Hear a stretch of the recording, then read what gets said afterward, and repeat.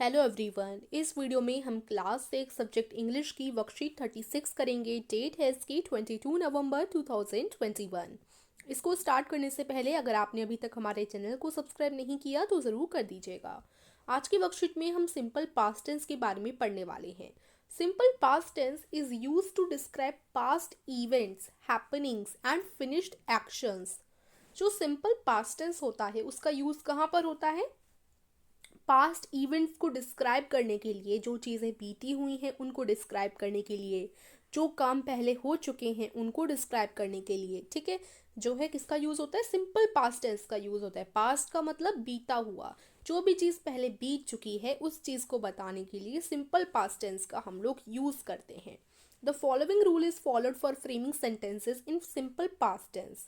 Simple past tense के लिए कई सारे सेंटेंसेस होते हैं डिफरेंट टाइप के, और उनके डिफरेंट टाइप के रूल्स होते हैं। जैसे एफर्मेटिव सेंटेंसेस। एफर्मेटिव सेंटेंसेस में सब्जेक्ट आता है सबसे पहले, फिर आप पास्ट फॉर्म लगाएंगे वर्ब की, उसके बाद ऑब्जेक्ट आएगा। सब्जेक्ट मान लो मैंने रीना, रीना एक सब्जेक्ट है, रीना। फिर हम जो भी वर्ब है, जो भी वो काम कर रही है, उसका पास्ट फॉर्म लगानी है। ठीक है, 3 फॉर्म होती हैं किसी भी वर्ब की, तो उसकी पास्ट फॉर्म हम लोग लेंगे। रीना वेंट, ठीक है, रीना वेंट, गो की पास्ट फॉर्म वेंट। फिर ऑब्जेक्ट आप लोग लगा सकते हैं, जैसे टू स्कूल, ये ऑब्जेक्ट कर दिया हम लोगों ने। ठीक है, तो Reena went to school, Reena school गई थी, वेंट से पता चल रहा है कि वो गई थी। ठीक है, जब भी पास्ट फॉर्म ऑफ वर्ब लगता है तो उससे पता चलता है कि ये काम हो चुका है। फिर दूसरे टाइप के सेंटेंसेस आते हैं नेगेटिव सेंटेंसेस।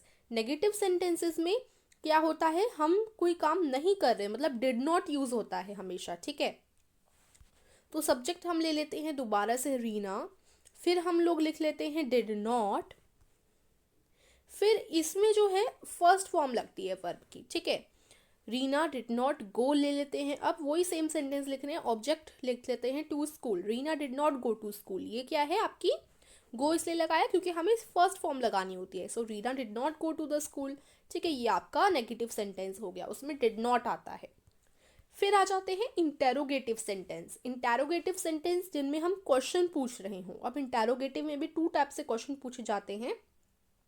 सबसे पहले डिड लगाकर, डिड, फिर आप सब्जेक्ट लगाइए शी, फर्स्ट फॉर्म लगाइए वॉचेस,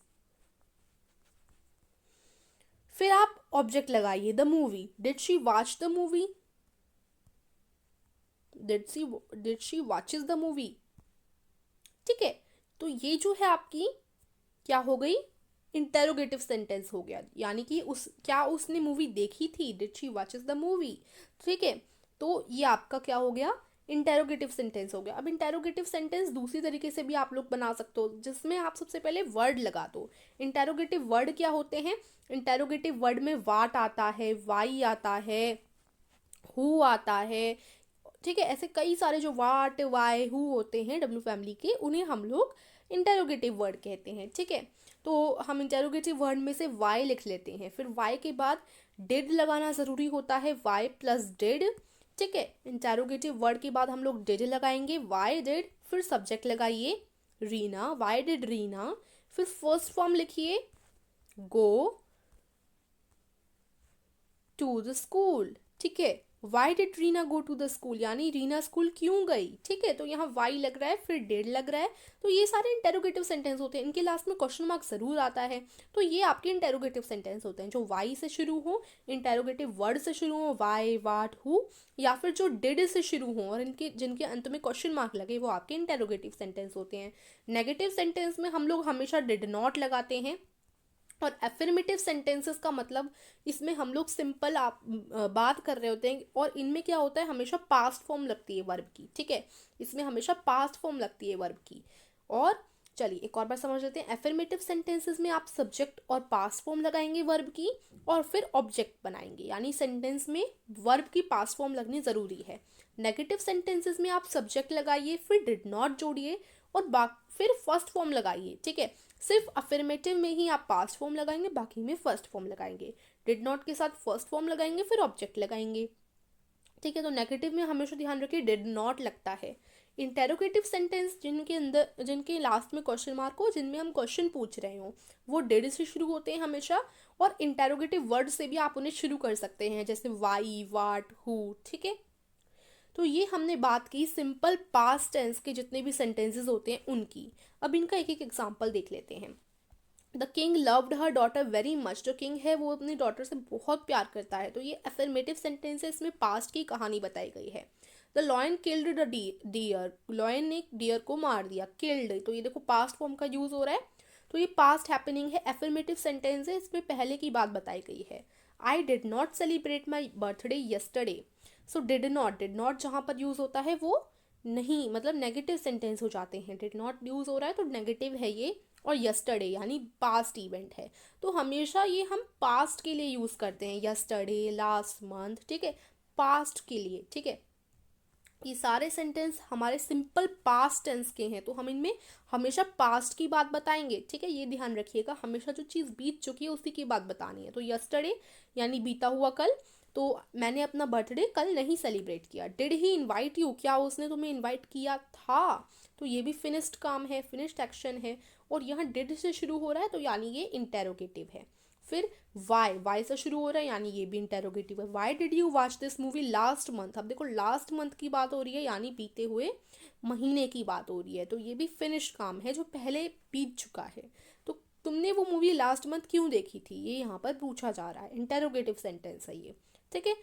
अब हमने एग्जाम्पल देख लिया, अब अपने क्वेश्चंस करते हैं। क्वेश्चन करने से पहले देखिए, अगर आप अपना जो फ्री ऐप हमने आपको बनाना सिखाया था लिंक डिजिटल चैनल पर, पहले एक वीडियो हमने डाली थी जिसमें आपको बताया था कि फ्री ऐप कैसे बनाया जाता है। अब अगर आप अपने फ्री ऐप को प्ले स्टोर पर डालना चाहते हैं तो इस चीज़ के लिए डिस्क्रिप्शन में मैंने एक लिंक दे दी है प्ले स्टोर पे, वहाँ पर आपको डालना सिखाया है, तो आप जाकर देख सकते हैं, डिस्क्रिप्शन में उस वीडियो की लिंक है।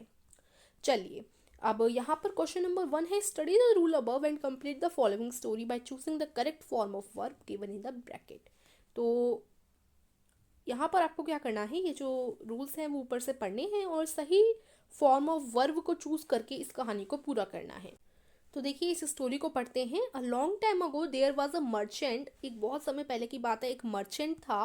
One day he dash to a fair. एक दिन वो एक फेयर में गया, मेले में गया। तो देखो गो, यहाँ गो टू अ फेयर होना चाहिए, मतलब गो लगाना है। गो का कौन सा फॉर्म लगाएंगे हम, गो का पास्ट फॉर्म लगाएंगे, वेंट टू अ फेयर, क्योंकि ये पास्ट सिंपल पास्ट टेंस की बात है, पहले की बात, पहले की हमें स्टोरी पूरी करनी है, सिंपल पास्ट टेंस में बनानी है, तो वेंट आएगा।